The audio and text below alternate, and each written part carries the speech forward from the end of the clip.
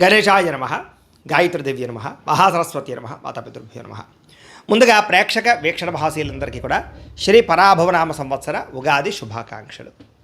ఈ సంవత్సరం ద్వాదశ రాశుల వారికి కూడా సకలైశ్వర్య భోగభాగ్యాలు కలగాలి అని, సమస్త కోరికలు తెరవాలి అని, సకలగా శుభాలు జరగాలి అని మనస్ఫూర్తిగా అమ్మవారిని ప్రార్థన చేసుకుంటూ ఇప్పుడు మనం ద్వాదశ రాశుల వారికి కూడా ఈ ఉగాది తర్వాత ఏ రకంగా ఉండబోతుందో తెలుసుకునే ప్రయత్నం చేద్దాం. అయితే నేను ఉగాది ఫలితాలు, రాశి ఫలాలు చెప్పే ముందర ముఖ్యంగా ప్రేక్షకులకి చిన్న గమనికగా చెప్పదగింది ఏమిటంటే కనుక, ఈ ఉగాది ఫలితాల్లో ఆదాయ వ్యయాల గురించి, రాజపూజ్య అవమానాల గురించి చెబుతూ ఉన్నప్పుడు సమయంలో చాలామందికి అనేక రకాల అనుమానాలు వస్తుంటాయి. కాబట్టి వాటి గురించి ముందుగా చెప్పిన తర్వాత నేను ఫలితాలు చెప్పే ప్రయత్నం చేస్తాను, కాబట్టి శ్రద్ధగా వినండి.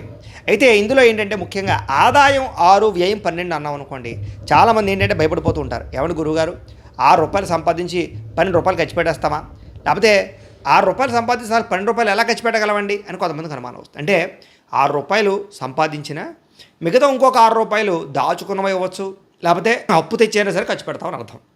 అంటే ₹12 ఖర్చు పెట్టేస్తావు సంపాదించే దానికన్నా, అది ఇల్లు కట్టడమో, వ్యాపారం పెట్టడమో, లేదా ఇంట్లో శుభకార్యాలు చేయడమో, ఇలాగేదో పెద్ద పెద్ద ఇన్వెస్ట్మెంట్ చేస్తారని అర్థం చేసుకోవాలి. అలాగే రాజపూజ్యం 4, అవమానం 8 అన్నాం అనుకోండి, గురువుగారు నలుగురేమో మెచ్చుకుంటారు, 8 మంది తిడతారని కాదు. అంటే దాని అర్థం తిట్టడం కాదు. అంటే ఒక నలుగురు మీరు ఎదుగుతుంటే సంతోషించే వాళ్ళు ఉంటే, 8 మీరు ఎదుగుతుంటే ఓర్వలేని వారు, శత్రువులు లేదా నరదిష్టి నరఘోష ఎక్కువగా ఉంటుందని అర్థం చేసుకోవాలి. కాబట్టి ఈ రకంగా ద్వాదశ రాశుల వారు కూడా ఈ విషయాన్ని ముందుగా అర్థం చేసుకోవాల్సిందిగా తెలియజేస్తూ ఇప్పుడు మనం ముఖ్యమైనటువంటి ద్వాదశ రాశుల వారి యొక్క సంవత్సర ఫలితాలు ఎలా ఉన్నాయో తెలుసుకునే ప్రయత్నం చేద్దాం. ఇక మీనరాశి వారికి సంబంధించినటువంటి పరాభవనామ సంవత్సర ఉగాది ఫలితాలు ఎలా ఉన్నాయో చూద్దాం.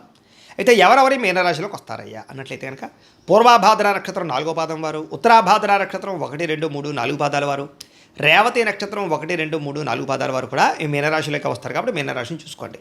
ఇక పేరును బట్టి చూసుకునేటటువంటి వారు, మీ పేరులో మొట్టమొదటి అక్షరం కనుక ది, దు, షియం, జ, ధ, దే, దో, చ, చి ఈ అక్షరాలతో మీ పేరు ప్రారంభమైతే మీ అందరిది కూడా మీనరాశి అవుతుంది. కాబట్టి మీనరాశిని చూసుకోండి.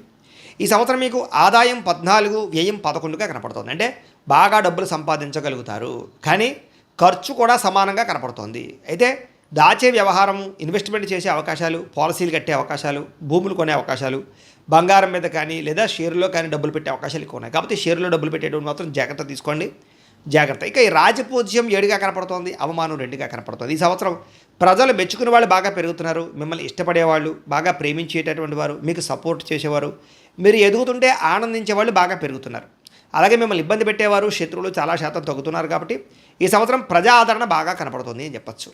ఇక ఈ సంవత్సరం మీ గోచారం చూసుకున్నట్లయితే కనుక, గురుడు జూన్ 1వ తారీఖు దాకా కూడా చతుర్థ స్థానంలో సంచరించి జూన్ 2వ తారీఖు నుంచి పంచమ స్థానంలో సంచారం చేస్తూ ఉన్నాడు. శని ఈ సంవత్సరం అంతా కూడా జన్మస్థానంలోనే సంచారం చేస్తున్నాడు. రాహుకేతువులు డిసెంబర్ 5వ తారీఖు దాకా కూడా జన్మ సప్తమ స్థానంలో సంచారం చేసి డిసెంబర్ 6వ తారీఖు నుంచి ద్వితీయ అష్టమ స్థానంలో సంచారం చేస్తూ ఉన్నారు. ఈ కారణంగా ఈ సంవత్సరం మీకు ఎలా ఉండబోతుందయ్యా అన్నట్లయితే కనుక, కొంచెం ఇబ్బందికరమైన వాతావరణము, ప్రతికూలమైన పరిస్థితులు ఉన్నాయి. కారణం ఏంటంటే ఏలినాడు శని జన్మలో ఉన్నాడు కాబట్టి ఎక్కువగా ఇబ్బంది పెడుతూ ఉన్నాడు. కాబట్టి ఈ సంవత్సరం తప్పుడు నిర్ణయాలు తీసుకోవడం మంచిది కాదు. గొడవల జోలికి వెళ్ళకండి, ఆరోగ్యం పట్ల జాగ్రత్త తీసుకోండి, డబ్బుల విషయంలోనూ ఖర్చుల విషయంలోనూ జాగ్రత్త తీసుకోండి, కుటుంబ విషయాల్లో కానీ లేదా ప్రేమ కలాపాలు, కామ కోరికల విషయంలో జాగ్రత్త తీసుకోండి. ఈ సంవత్సరం అంతా కూడా ప్రతి విషయంలోనూ జాగ్రత్త తీసుకోవాలి. ఈ సంవత్సరం ప్రైవేటు ఉద్యోగస్తులకి ఉద్యోగ గండాలు, ఉద్యోగం పోతుందనే భయాలు, లేదా సాఫ్ట్వేర్ ఇంజనీర్లు ఉండేటువంటి వారికి ఈ యొక్క బెంచ్ మీదకి వచ్చేటువంటి పరిస్థితులు, ప్రాజెక్టులు సరైన రాకపోవడం లాంటివి సమస్యలు కనపడుతున్నాయి. ఉద్యోగాలు మారడం కానీ, కంపెనీలు మారడం కానీ, వాటి వల్ల ఇబ్బందులు తలెత్తడం కానీ, మెంటల్ టెన్షన్లు కానీ, పని ఒత్తిడి అధికం అవ్వడం కానీ, అనుకున్నంత ఇంక్రిమెంట్లు, ప్రమోషన్లు, జీతాలు లేకపోవడం కానీ సమస్యలు కనపడుతున్నాయి. జాగ్రత్తగా ఉండాలి. ఇక గవర్నమెంట్ ఉద్యోగస్తులు కూడా ఉద్యోగంలో సమస్యలు కనపడుతూ ఉన్నాయి. ఉద్యోగపరంగా సమస్యలు ఇరుక్కోవడం కానీ, విజిలెన్స్లో ఇది దొరకడం కానీ, లేదా లంచాల వల్ల దొరకడం కానీ, ఉద్యోగ కార్యాలయాలు ఇతరుల మీ మీద ఏదో ఒక రకమైనటువంటి ఇబ్బంది తలెత్తడం కానీ చేసే అవకాశాలు, కంప్లైంట్ ఇచ్చే అవకాశాలు జాగ్రత్తగా ఉండాలి. ఈ సంవత్సరం ప్రమోషన్లు కానీ లేదా స్థాన బదిలీలు కానీ, అనవసరమైన ప్రదేశాలకి స్థాన బదిలీలు, అనవసరమైనటువంటి వ్యామోహాలు కనపడుతున్నాయి. జాగ్రత్తలు తీసుకోండి.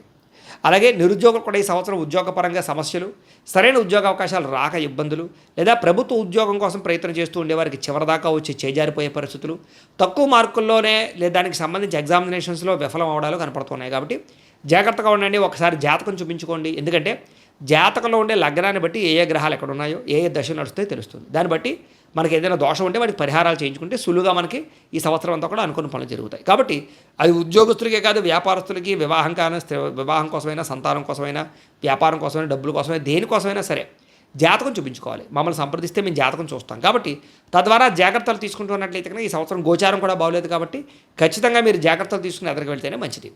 తద్వారా మీరు ప్రభుత్వ ఉద్యోగాలు పొందగలుగుతారు. ఇక విదేశాల ఉద్యోగ ప్రయత్నాలు చేసే వాళ్ళందరూ కూడా ఒడిదుడుకులు బాగా ఉన్నాయి.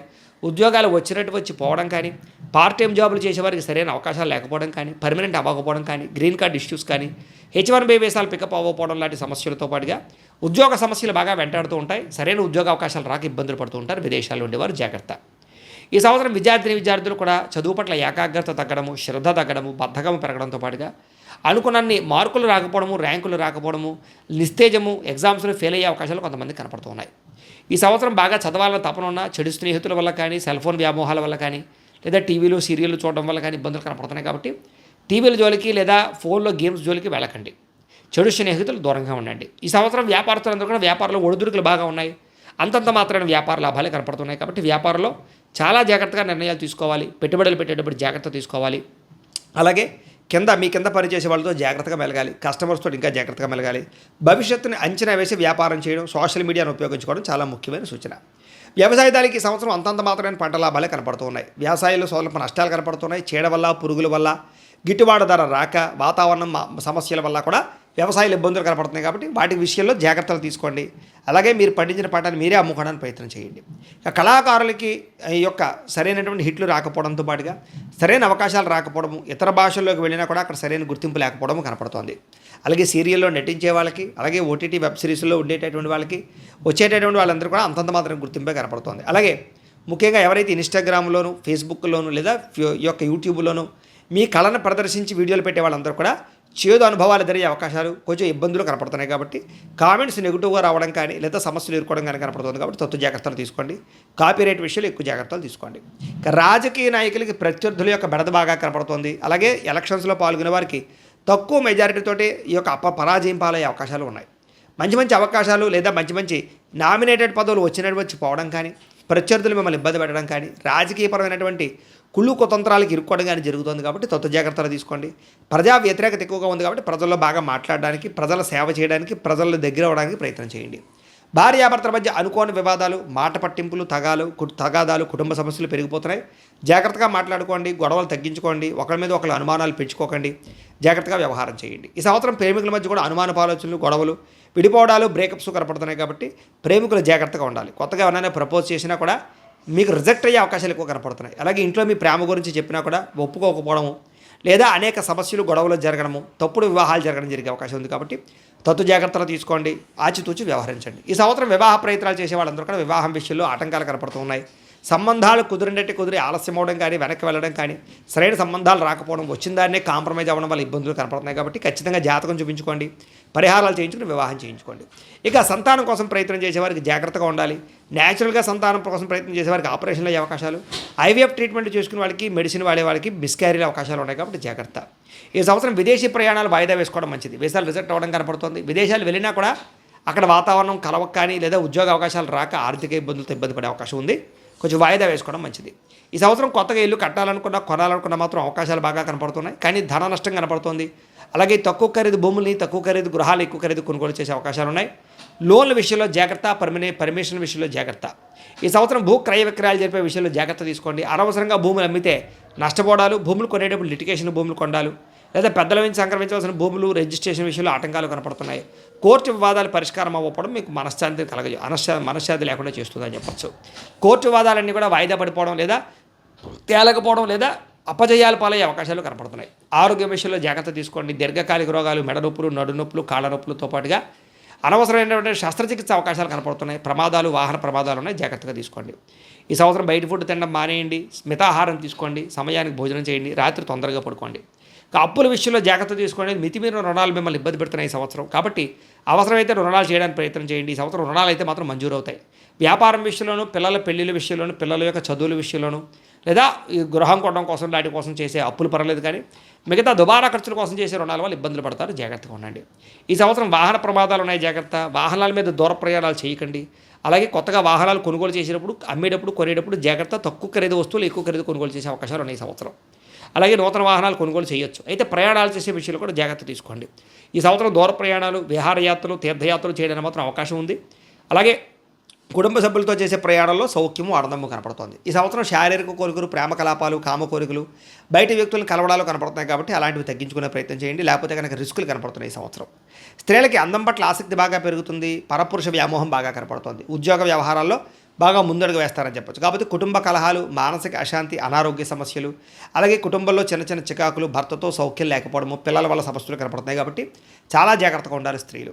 ఈ సంవత్సరం మీకు అదృష్ట సంఖ్య 7గా కనపడుతోంది.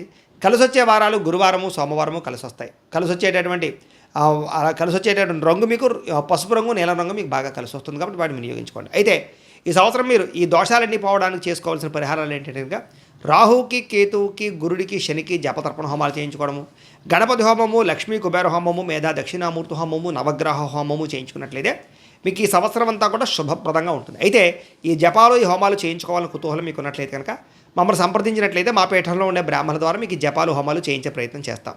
అలాగే మీరు ఇంట్లో చేసుకోవాల్సిన పరిహారాలు ఏమిటంటే కనుక ప్రతిరోజు ఇంట్లో ఒక 20 నిమిషాలైనా దేవుడికి పూజ చేసుకోండి, పారాయణ చేసుకోండి. అలాగే సప్త శనివారాల వ్రతం కానీ, సంకష్టహర చతుర్థి వ్రతం కానీ, 16 సోమవారాల వ్రతం కానీ, లేదా ప్రతి ఏకాదశి రోజు, ప్రతి పౌర్ణమి రోజు సత్యనారాయణ స్వామి వ్రతం కానీ చేసుకుంటూ ఉన్నట్లయితే కనుక మీకు ఈ సంవత్సరం గ్రహ దోషాలన్నీ తొలగి ఈ సంవత్సరం అంతా కూడా మీకు శుభప్రదంగా ఉంటుంది అని తెలియజేస్తూ, అయితే ప్రేక్షకులకి ముఖ్యంగా మనకి ఏమిటయ్యా అన్నట్లయితే కనుక ఇప్పటిదాకా మేము చెప్పినటువంటి ఈ ఫలితాలన్నీ కూడా గోచార ఫలితాలు. అంటే ఈ రాశిలో ఉండేటటువంటి కోటాను కోట్ల మంది అందరికీ వర్తిస్తాయి. కాబట్టి ఆ రకంగా వినే ప్రయత్నాన్ని చేయండి. ఒకవేళ మీ పర్సనల్ జాతకం అంటే మీకు ఒక్కరికి ఎలా ఉందో తెలుసుకోవాలి అన్నా, లేదా ఏదైనా సమస్యలతో ఇబ్బంది పడుతూ ఉన్నా దానికి మీ date of birth, time, place of birth, మీ పేరు మా వాట్సాప్ నెంబర్కి మెసేజ్ పెట్టినా, లేదా మాకు ఫోన్ చేసినా కూడా మీ జాతకం ఎలా ఉందో చూసి చెప్పే ప్రయత్నాన్ని చేస్తాము. లేదా ఏదైనా సమస్యలతో ఇబ్బంది పడుతూ ఉంటే కనుక వాడికి పరిహారాలు చెప్పడం కానీ, లేదా పరిహారాలని మా పీఠంలో ఉండే బ్రాహ్మణుల ద్వారా జపాలోని, మండపారాధనలని, అభిషేకాలు, తర్పణాలు, హోమాలు ఇవన్నీ కూడా చేయించే ప్రయత్నం చేస్తాం. లేదా మీరు స్వయంగా వచ్చి పాల్గొన్నా కూడా మీ చేత కార్యక్రమాలు కూడా నిర్వర్తింపజేసే ప్రయత్నం చేస్తాం. కాబట్టి చక్కగా ఈ సంవత్సరం అంతా కూడా మీకు సుభిక్షంగా ఉండడానికి చక్కగా ఈ జపాలు, హోమాలు చేయించుకున్నట్లయితే మీకు చాలా బాగుంటుందని ప్రత్యేకంగా తెలియజేస్తూ, అలాగే చాలా భవిష్యత్తులో మీకు ఇంకా అభివృద్ధిలో ఉండడానికి చక్కగా ప్రతిరోజు ఇంట్లో దేవతారాధన చేసుకోండి అని ప్రత్యేకంగా తెలియజేస్తూ, స్వస్తి ప్రజాభ్య పరిపాలయంతాం న్యాయేన మార్గేణ మయిం మయీషాః గోబ్రాహ్మణేభ్యः శుభమస్తు నిత్యం లోకాః సమస్తాః సుఖినో భవంతు. స్వస్తి.